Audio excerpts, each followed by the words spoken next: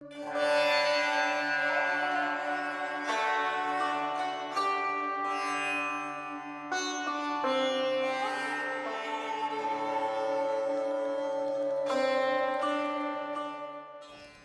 morning, everyone. This morning we are continuing with Merging with Śiva, Chapter 9, entitled Lotus of the Heart, drawn from the 1972 Master Course. Lesson 59, the evolution of awareness. The emanation of the light that wells from within the lotus of the heart is always there, regardless of what you do. You may not be aware of the existence of it, but it does exist. You may not care to realize it, but it still exists. When a man does not wish to look for the self-God, it is only because his awareness is busy in other areas of the mind, concerned with desires, and he is on the road to fulfill them. The fulfillment of desires causes reactionary conditions within the subconscious mind itself and clouds vision. This causes what is known as the darkness of the mind. When man wishes and desires to find his true self, his external desires fall in line with basic religious codes for living, and he then is on the path. He is able to realize the essence of each desire on the path of enlightenment and is able to sense reality within himself. A beautiful practice is to try to sit quietly, visualizing within the lotus, within the heart, a light. A strong light emanating clearly, a light that is always there. This light is radiating at a higher vibration than any form with which you are familiar.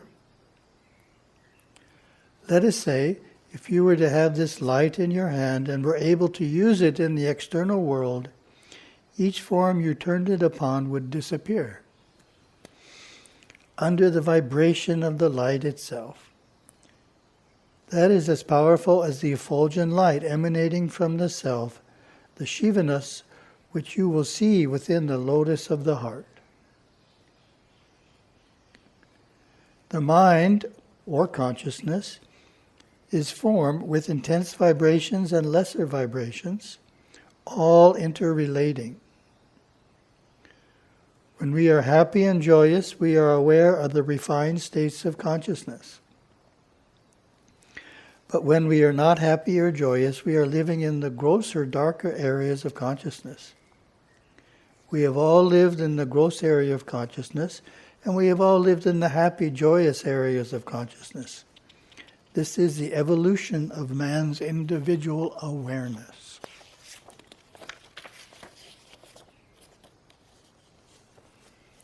Then we get some Shum commentary here. The lessons in this chapter, by the way, are very short. So it makes the whole talk a bit short. Ifje, an important Shum word on light. Clear, brilliant inner light. Ifje is experienced in the fields of the fifth and sixth dimension. In the fifth dimension, it is experienced as a brilliant inner light within the head, bright and clear. In the sixth dimension, that light glows in every cell of the body, through the torso, the hands, legs, and feet. One can move into Ifje through Kalibasa once you have located Balikana, the slight moon-like glow within the head. It is easy to enter the state of Ifje, provided that the area of Nimra, Nimling, has been moved out of entirely. Those are the images. Then we get a very long series here. Nadi, Astral nerve currents are conduits. This is a Sanskrit word as well. From Dancing with Shiva lexicon, it means conduit. A nerve fiber or energy channel of the subtle inner bodies of man. It is said there are 72,000. These interconnect the chakras. The three main nadis are named Ida, Pingala, and Sushumna. Ida is also known as Chandra, moon nadi. It is pink in color and flows downward, ending on the left side of the body. This current is feminine in nature and is the channel of physical, emotional energy. Pingala is also known as Surya, sun nadi. It is blue in color and flows upward, ending on the right side of the body. This current is masculine in nature and is the channel of intellectual, mental energy. Sushumna, the major nerve current, passes through the spinal column from the Muladhara chakra at the base to the Sarasvara at the crown of the head. Then we get the next one. After nadi, we have da nadi. Listening to or hearing external sounds while listening to the nada nadi shakti.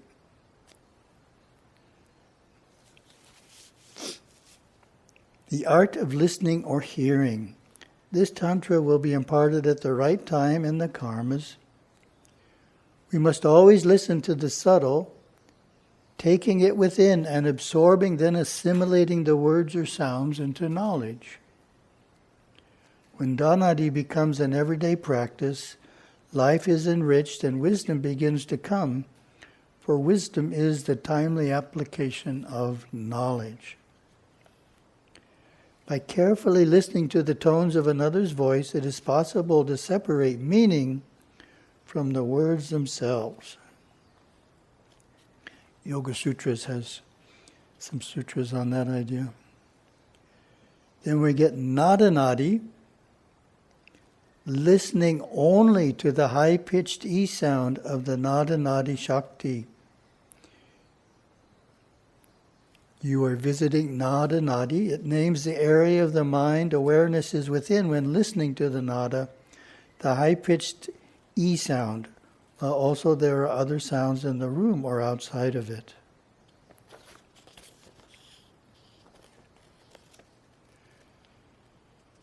It is unlike E kaif, which names the state of consciousness when only the nada or E is heard and awareness is not conscious of another sound. Sounds heard in the state of nada nadi are those such as birds chirping, the wind or the sea, while at the same time we are hearing the high-pitched E called nada. To awaken the nada, sit quietly with eyes closed in the state of dhanadi.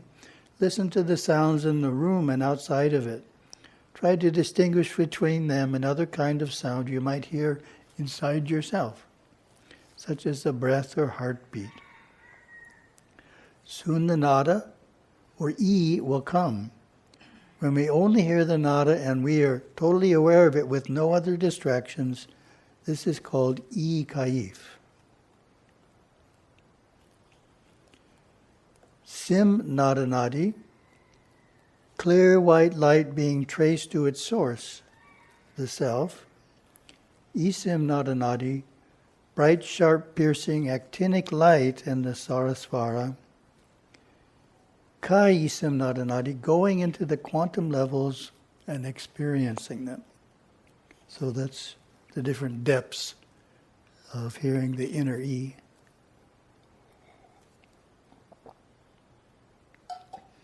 Lesson 60, the pendulum of emotion.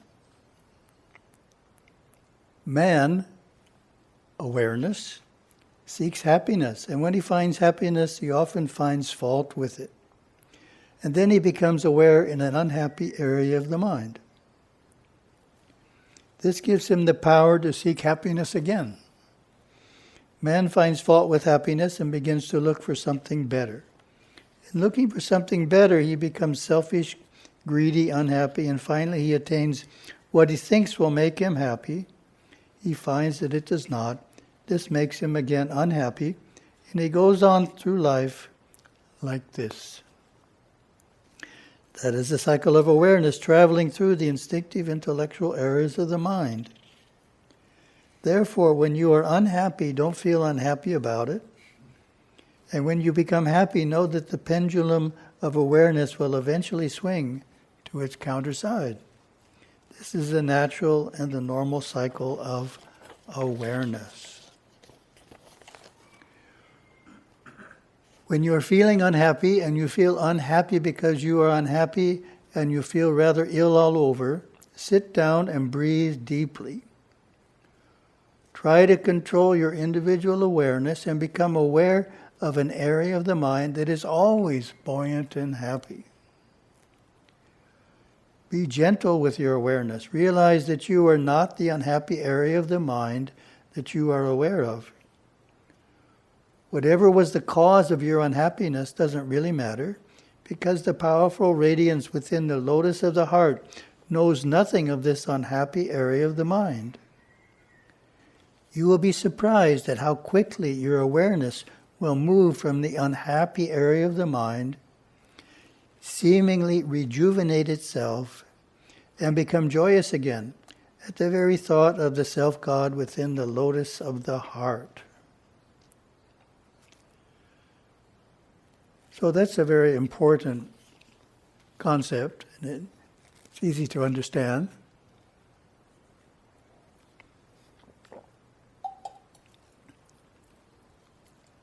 When you as awareness, we never want to say my awareness, because you are awareness. So when you as awareness get stuck in an unhappy area of the mind, it's easy to remember the philosophy that we can move out of it, but it's much harder to do. That's the point. There's a tendency to get attached to the unhappy area of the mind. It's human nature, so we get stuck there. But we need to apply the principle and move out as quickly as possible. So that's the idea. There's nothing wrong with ending up in an unhappy state, but we don't want to stay there longer than necessary. We want to quickly recover. So thank you very much. Have a wonderful day.